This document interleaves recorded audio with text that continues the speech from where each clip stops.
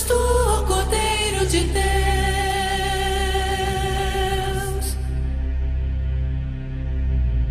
Aleluia, Santo, Santo.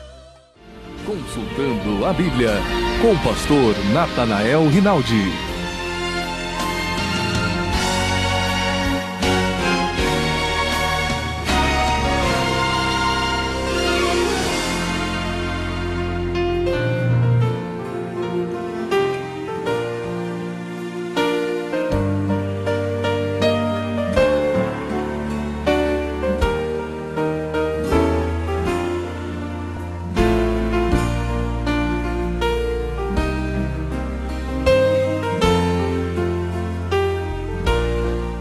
Este livro de Gênesis, nós estivemos meditando durante este ano, se não me falha a memória, começamos no ano passado falando sobre este livro, algumas noites, e agora estamos chegando ao final deste livro, e o importante a ressaltar neste livro, fazendo um resumo, é que este livro, ele nos mostra Deus criando os céus e a terra, Deus mandando o seu juízo sobre a terra através do dilúvio, Deus mais para frente mandando o seu juízo novamente para a cidade de Sodoma e Gomorra, através de fogo e enxofre, e nos mostra Deus, que é o mais importante para todos nós, Deus sendo um Deus pessoal. Do capítulo 1 ao capítulo 11, nós vemos uma descrição de vários acontecimentos na formação do ser humano, mas a partir do capítulo 12 até o capítulo final, capítulo 50, nós podemos destacar 4 personagens principais. Você se lembra? Abraão, Isaque, Jacó e José. 4 personagens que ocuparam a maior parte do livro de Gênesis, que é o primeiro livro da Bíblia, o princípio de tudo. Isso nos mostra que Deus é um Deus pessoal. Deus quer ser um Deus pessoal com você. Amém? Você já é com Ele? Deus quer ser com você. Basta você querer ou não. O mesmo Deus que foi com Abraão, com Isaque, com Jacó e com José, quer ser o seu Deus. Ele quer manifestar na sua vida, assim como manifestou na vida desses chamados patriarcas. E a mensagem que nós temos para nós nesta noite, que o Senhor tem colocado no meu coração, ela vai do capítulo 48 até o capítulo 50, que nos falam de acontecimentos que foram marcantes para o livro de Gênesis. Falam de 2 mortes. A morte de Jacó, no capítulo 48, começa falando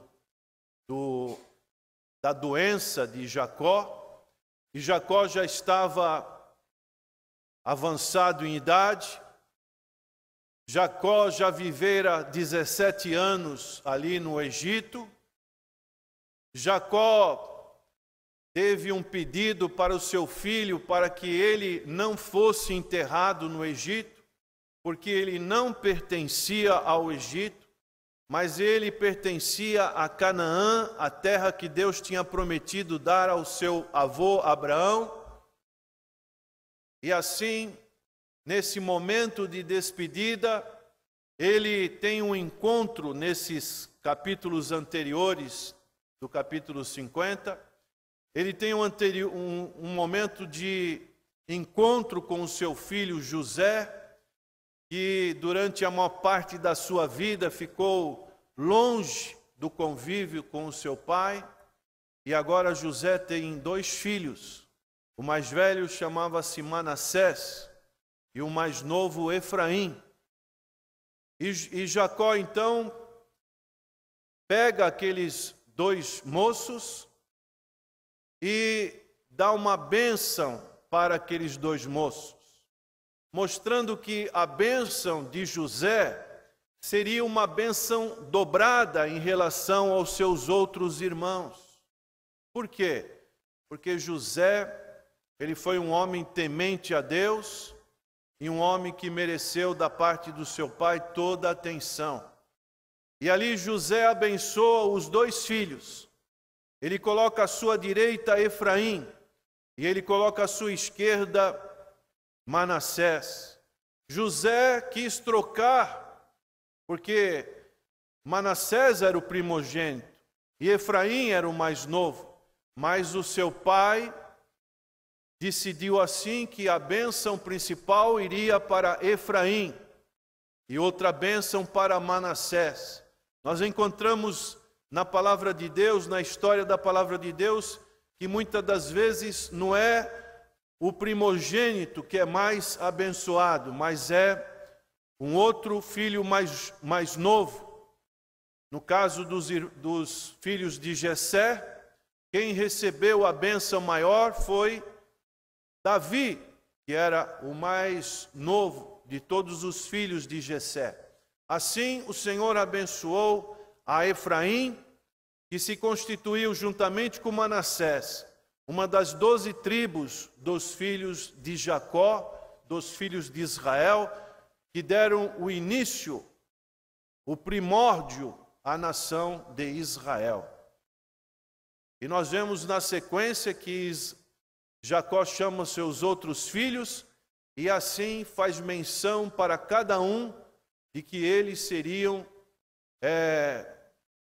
em suas particularidades, em suas características, eles receberiam a bênção do Senhor, mas a bênção principal Deus deu Jacó para Judá, e que era o 4º filho na sucessão dos filhos que tiveram Jacó. E aqui, agora, entrando no capítulo 5, propriamente dito, nós vemos que Jacó, ele falece. Depois, diz no verso 33 do capítulo 49, acabando, pois, Jacó de dar mandamentos a seus filhos, encolheu os seus pés na cama e expirou, e foi congregado ao seu povo. E no capítulo 50, então José se lançou sobre o rosto do seu pai, e chorou sobre ele, e o beijou. E aqui nós vemos a lamentação de José. E agora José, ele como governador do Egito, ele deveria cumprir o último pedido do seu pai, o último desejo do seu pai, que era ser levado para a terra de Canaã e ali ser enterrado na terra de Manre, na terra da capela de Maquipela, que Abraão tinha comprado aos filhos de Efron para enterrar a sua querida Sara. Este era o desejo, mas o calor do Egito não permitiria que aquele corpo fosse trasladado para a terra de Canaã. Então, nós vemos aqui José fazendo ordem aos seus servos, os médicos, que embalsamassem a seu pai, e os médicos embalsamaram Israel, e cumpriram-se-lhe 40 dias, porque assim se cumpre os dias daqueles que se embalsamam, e os egípcios o choraram durante 70 dias. 40 dias que era o tempo necessário para embalsamento, e mais 30 dias eles choraram, e agora José então tem uma outra incumbência. Ele vai pedir para o faraó para liberar uma caravana para que ele possa enterrar o seu pai ali na terra de Canaã. Por que José não enterrou seu pai na terra do Egito? Não seria mais cômodo, mais fácil? Ali toda a família de Jacó poderia visitar o seu túmulo de vez em quando, mas era um pedido de Jacó para que ele fosse enterrado na terra de Canaã.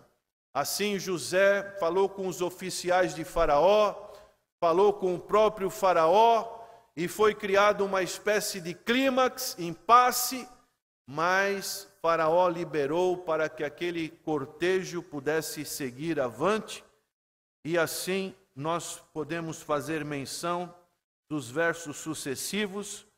No verso 4 diz: passados os dias de choro, falou José à casa de Faraó, dizendo: se agora tenho achado graças aos vossos olhos, rogo-vos que faleis aos ouvidos de Faraó, dizendo: meu pai me fez jurar, dizendo: eis que eu morro em meu sepulcro, que cavei para mim na terra de Canaã, ali me sepultarás.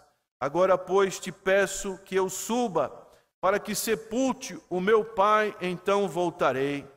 E Faraó disse: sobe e sepulta o teu pai, como ele te fez jurar. Assim nós vemos a liberação por parte de Faraó para que aquele cortejo fúnebre pudesse seguir uma viagem distante para a terra de Canaã. E na continuação nós podemos ler no verso 7: e José subiu para sepultar o seu pai, e subiram com ele todos os servos de Faraó, os anciãos da sua casa e todos os anciãos da terra do Egito, como também toda a casa de José e seus irmãos e a casa de seu pai. Somente deixaram a terra de Gósen, os seus meninos, as suas ovelhas e as suas vacas, e subiram também com ele tanto carros como gente a cavalo, e o concurso foi grandíssimo. Chegando eles, pois, à eira do espinhal que estava além do Jordão, fizeram um grande e gravíssimo pranto, e fez a seu pai um grande pranto por 7 dias. E vendo os moradores da terra, os cananeus, o luto na eira do espinhal, disseram: é este o pranto grande dos egípcios? Por isso chamou-se o seu nome Abel-Misraim, que está além do Jordão. E fizeram-lhe os seus filhos assim como ele lhes ordenara. Pois os seus filhos o levaram à terra de Canaã e sepultaram a cova do campo de Macpela, que Abraão tinha comprado com o campo, por herança na sepultura a Efron, o Eteu, em frente à eira. Um grande cortejo, diferente do cortejo que foi com Abraão, diferente do cortejo que foi com Isaque, agora um grande cortejo. Que esse grande cortejo, ele prefigura o quê? Ele pode ser uma ilustração do quê para as nossas vidas e principalmente para a vida de Israel? Porque o narrador do livro de Gênesis, quem foi? Foi Moisés. Mas Moisés não viveu depois. Como Moisés teve particularidades com tantos detalhes com relação a essa narração desses acontecimentos de Gênesis? Porque pela cultura judaica existia a chamada tradição oral, uma tradição que era passada de pai para filho, e aquela tradição chegou até o conhecimento de Moisés, que foi o autor desse livro. Assim, nós podemos ver que prefigura a nação de Israel retornando para a sua terra. Assim também prefigura nós que somos nação de Deus, nação eleita de Deus, povo que tem sido separado por Deus, para que um dia volte a terra que Deus tem como promessa para as nossas vidas. Não é a terra de Canaã, como foi para os judeus, como diz o livro de Ezequiel, capítulo 39, Ezequiel 39, verso 25, a palavra de Deus diz assim: portanto, assim diz o Senhor Jeová, agora tornarei a trazer os cativos de Jacó, e me compadecerei de toda a casa de Israel, terei zelo pelo meu santo nome. Dessa maneira, Deus tem promessa para a nação de Israel, e hoje nós podemos ver no relógio de Deus, a partir de tantas idas e saídas da terra de Israel, nós podemos ver em 1948, novamente a nação de Israel retornar para aquela terra que Deus já tinha prometido para Abraão, Isaque e Jacó.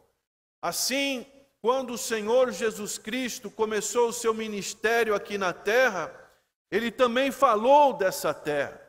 Abra comigo em Mateus, capítulo 8, quando o Senhor Jesus Cristo está na casa de Jairo, Ele tem um encontro com Jairo, aliás, com o centurião, no capítulo 8, e no verso 8, este centurião respondendo disse: Senhor, não sou digno que entres debaixo do meu telhado, mas dize somente uma palavra, e meu criado sarará, pois também sou homem sob autoridade, e tenho soldados às minhas ordens, e digo a este vai, e ele vai, e a outro vem, e ele vem, e ao meu criado faz isto, e ele o faz.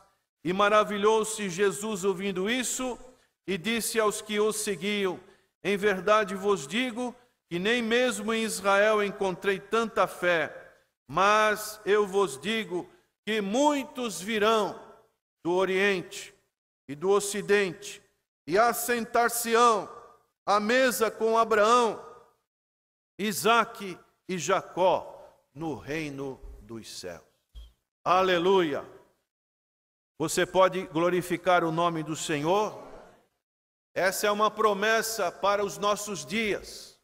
Nós também estaremos assentados junto com Abraão, Isaque e Jacó, lá no reino celestial. Louvado seja o nome do Senhor. Por isso, esse entusiasmo que nós podemos ver na pessoa de Jacó, de querer ser enterrado ali na terra de Canaã.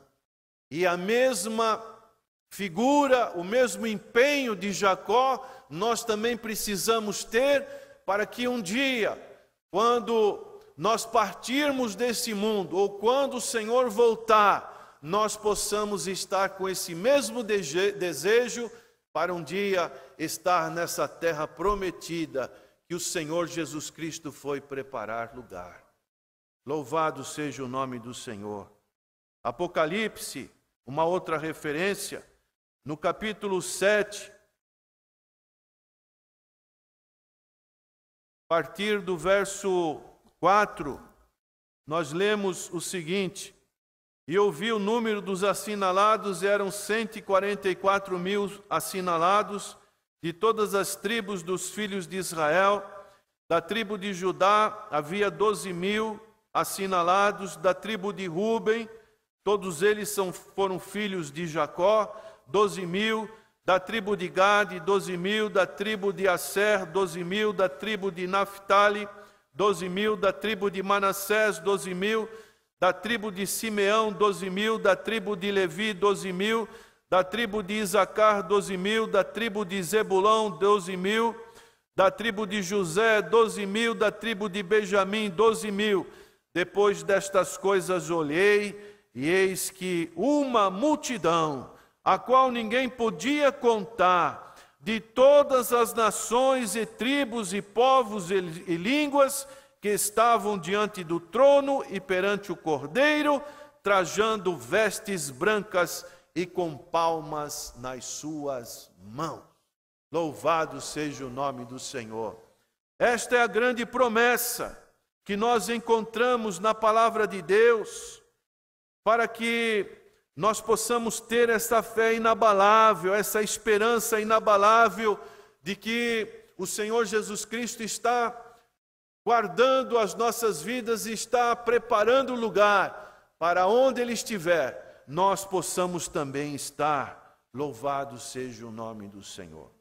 Mas diante deste acontecimento, pasmem vocês que principalmente os 10 irmãos que foram naquele cortejo fúnebre, eles não estavam como que vivenciando essas realidades espirituais.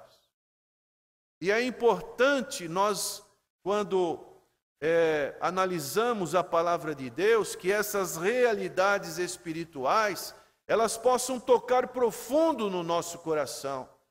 Não seja simplesmente palavras, mas que essa palavra entre no nosso coração e realmente modifique as nossas vidas. E isso não estava ocorrendo, de um certo sentido, com os irmãos de José. E quando os irmãos viram que o seu papai, Jacó, agora era levado, agora era morto, agora era enterrado, eles tiveram uma preocupação. E o narrador nos diz sobre o temor dos irmãos de José. Então aqui nós encontramos, a partir do verso 14, depois tornou José para o Egito, ele e seus irmãos, e todos os que com ele subiram a sepultar a seu pai. Depois de haver sepultado seu pai, vendo então os irmãos de José que o seu pai já estava morto, disseram: porventura nos aborrecerá José e nos pagará certamente todo o mal que lhe fizemos. Portanto enviaram José dizendo: teu pai mandou antes da tua morte, dizendo: assim direis a José, perdoa-lhe, rogo-te a transgressão de teus irmãos e o seu pecado, porque te fizeram mal agora, pois rogamos-te que perdoes a transgressão dos servos de Deus, de teu pai. E José chorou quando eles lhe falavam.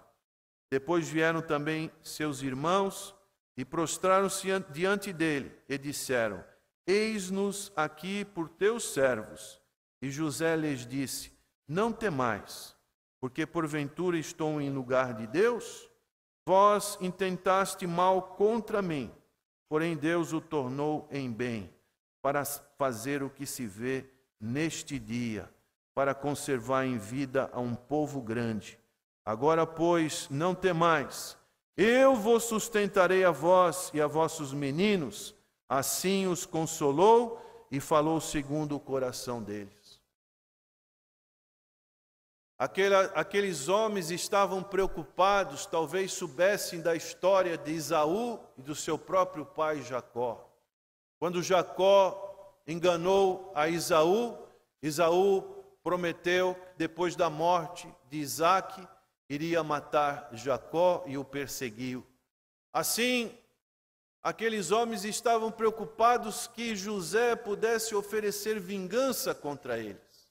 Eles tinham guardado um sentimento que duraria 17 anos. Mesmo eles tendo antes um encontro com José no palácio, mesmo José chorando ao lado deles, parece que aquele sentimento, aquele rancor, aquele sentimento de culpa estava ainda no coração deles. Um sentimento de vingança, um sentimento que ainda não era apagado. Isso nos mostra como é o nosso coração. O nosso coração pode ter resquícios de sentimento contra pessoas. Nosso coração, ele pode ser levado a ter inveja de outras pessoas.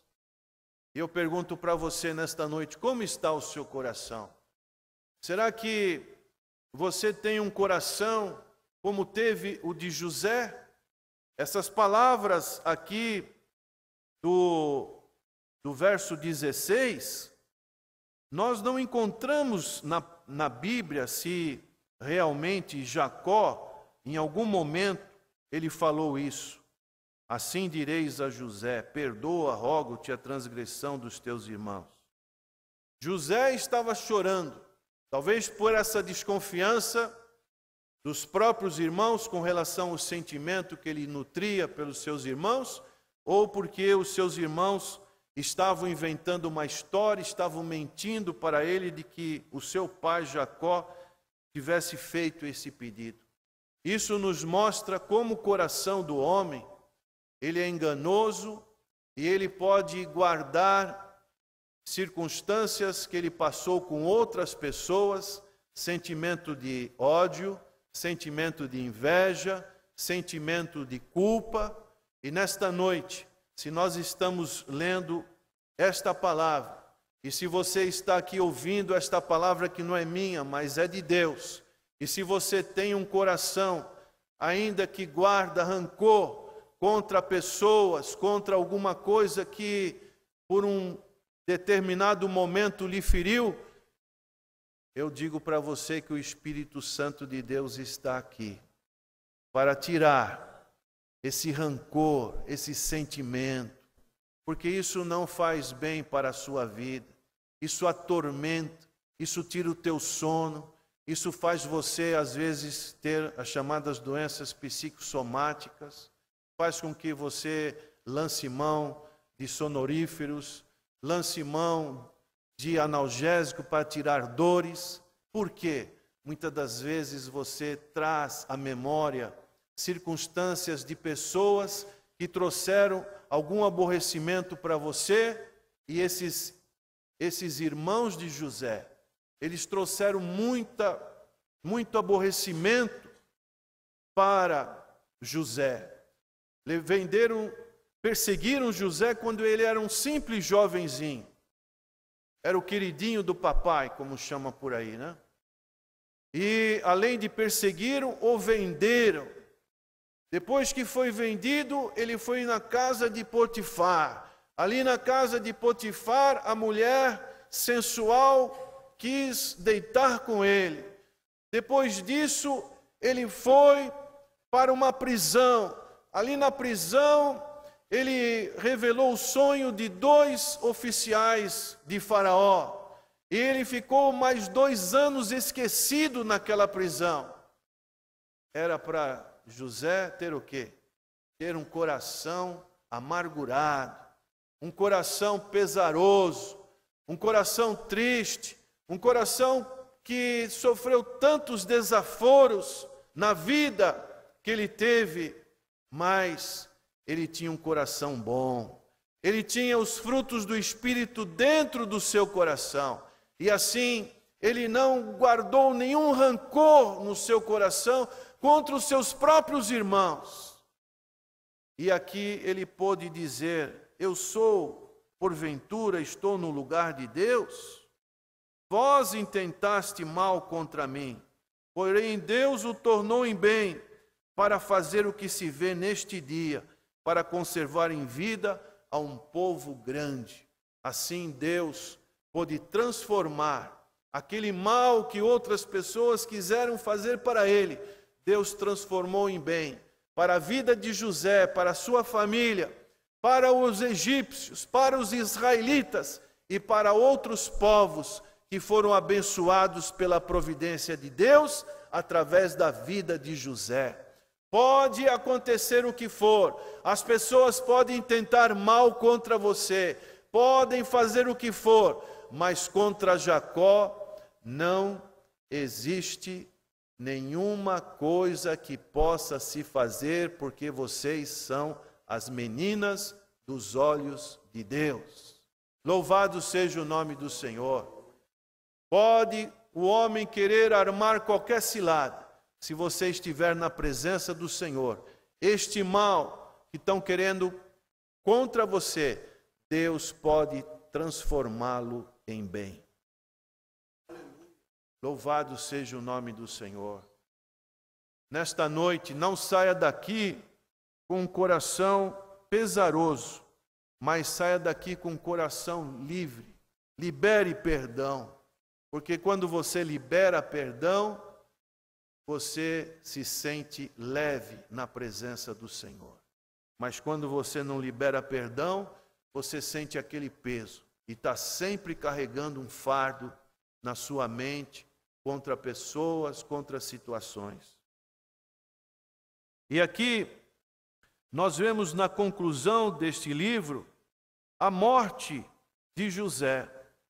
No verso 22 a 26, José, pois, habitou no Egito, ele a casa de seu pai, e viveu José 110 anos, e viu José os filhos de Efraim, da terceira geração. Olha que benção. Também os filhos de Maquir, filho de Manassés, nasceram sobre os joelhos de José. E disse José a seus irmãos: eu morro, mas Deus certamente vos visitará e vos fará subir desta terra para a terra que jurou a Abraão, Isaque e a Jacó. E José fez jurar os filhos de Israel, dizendo: certamente vos visitará Deus e farei transportar os meus ossos daqui. E morreu José da idade de 110 anos, e o embalsamaram e o puseram num caixão no Egito. E esse pedido que José fez para os seus irmãos, isso foi cumprido com Moisés. Moisés, quando saiu com o povo de Israel da terra do Egito, está no livro de Êxodo, capítulo 13, verso 19,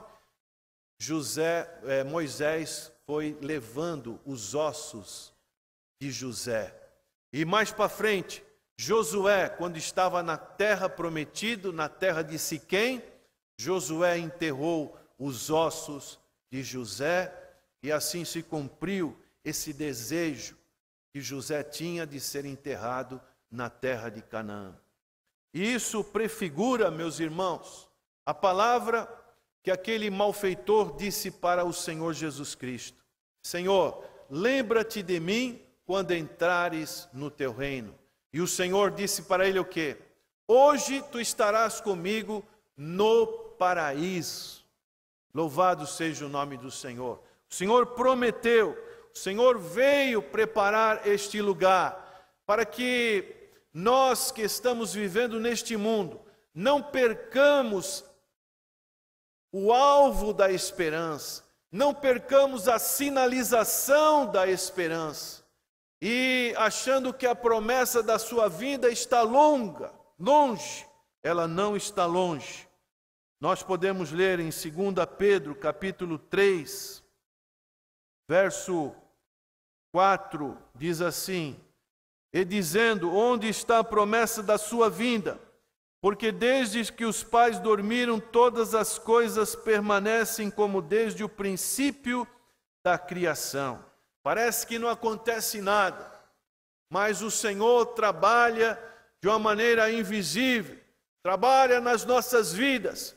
O Senhor quer trabalhar no seu coração, quer mudar o seu coração, para que você também tenha essa esperança de vida eterna, e como aconteceu com aquele malfeitor, você possa receber essa herança que o Senhor pagou o preço lá na cruz do Calvário. Ainda em 2 Pedro capítulo 3, verso 8, diz assim: mas amados, não ignoreis uma coisa, que um dia para o Senhor é como 1000 anos, e 1000 anos como um dia. O Senhor não retarda a sua promessa, ainda que alguns a tenham por tardia, mas é longânimo para convosco, não querendo que alguns se percam, senão que todos venham a arrepender-se. E o verso 13 diz assim: mas nós, segundo a sua promessa, aguardamos novos céus e nova terra, em que habita a justiça. Que essa esperança esteja no seu coração nesta noite. Amém? Que você deseje estar querendo cada vez mais estar próximo dessa terra que o Senhor prometeu que iria preparar. E se tem alguém aqui nesta noite que ainda não tem essa esperança de um dia estar eternamente com o Senhor Jesus Cristo, fazendo parte desta família espiritual que o Senhor veio estabelecer aqui neste mundo, nesta noite eu te convido a fazer uma decisão ao lado do Senhor Jesus Cristo. Se tem alguém aqui que gostaria de ter essa esperança no seu coração, nós damos oportunidade para que você levante a sua mão e possa dizer: eu quero essa esperança para mim. Se você perdeu essa esperança, também levante a sua mão e nós vamos estar orando pela sua vida. Aonde você estiver, nós estaremos orando pela sua vida. Também nesta noite, se você guarda um rancor contra pessoas no seu coração, algo que tem trazido desconforto, lembrança do passado, alguma coisa que te feriu, nesta noite, abre o seu coração para o Senhor Jesus Cristo e deixe o Espírito Santo trabalhar. A Bíblia diz que aqueles que estão com o Espírito Santo de Deus têm os frutos do Espírito Santo. Deixa que o perdão, o amor, a compreensão, a temperança, o domínio próprio entre no seu coração e realmente germine no seu coração e possa trazer bênção para a sua vida.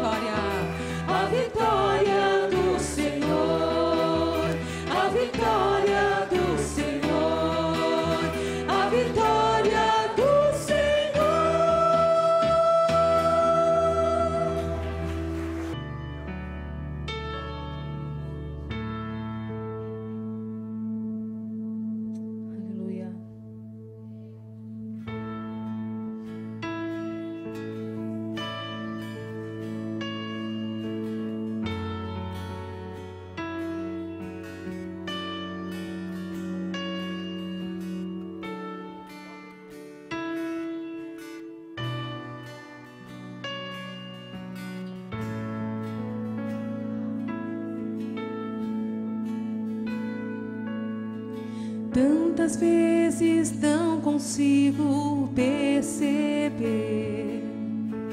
tua mão, teu cuidado em meu viver. É sem merecer,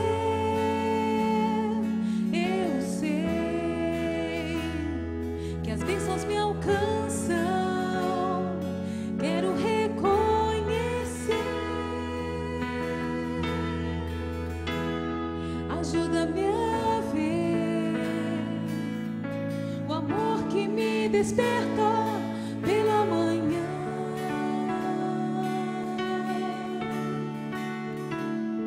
Ajuda-me a ver bondade e misericórdia que me seguem todo dia.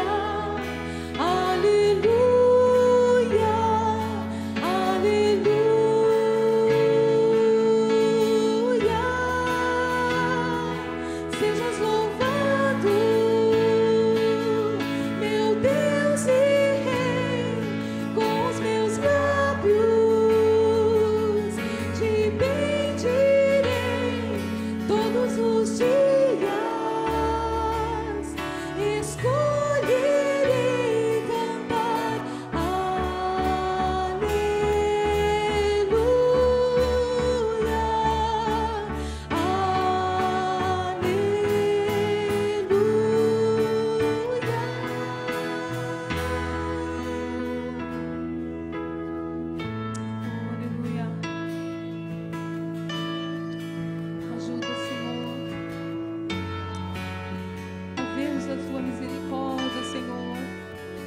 Constantemente, Senhor.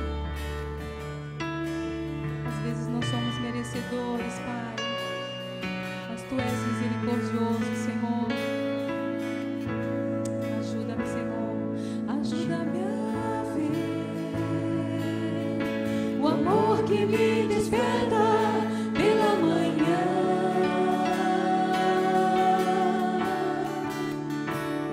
Ajuda-me a ver bondade e misericórdia que me seguem todo dia. Aleluia, aleluia.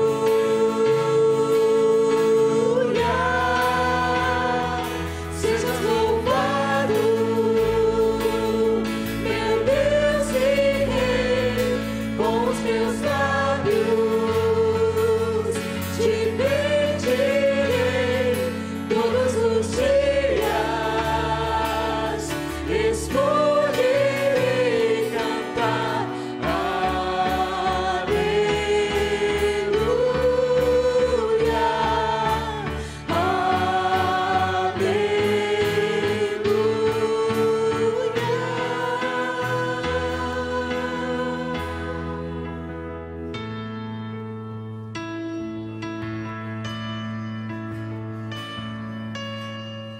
em todas as nações, em todas as gerações. Aleluia,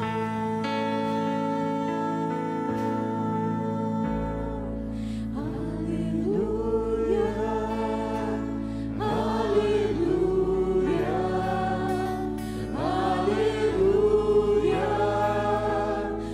aleluia, aleluia, aleluia.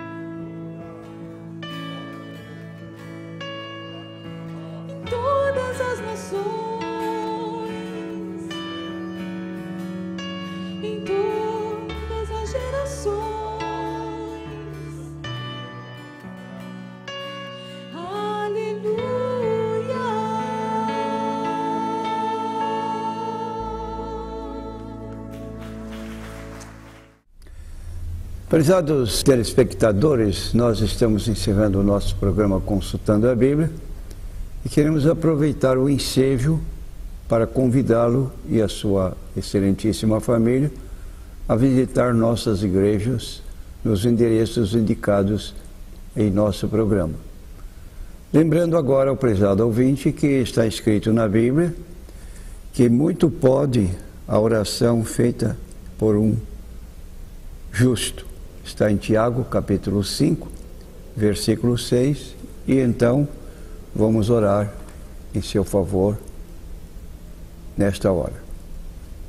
Senhor Deus, nós clamamos a Ti para abençoares todos que estiveram participando do nosso programa, abençoando seus familiares, que o Teu favor se estenda sobre nós a cada momento da nossa vida. Dependemos de Ti e declaramos essa nossa dependência. Tudo te pedimos em nome do Senhor Jesus Cristo. Amém.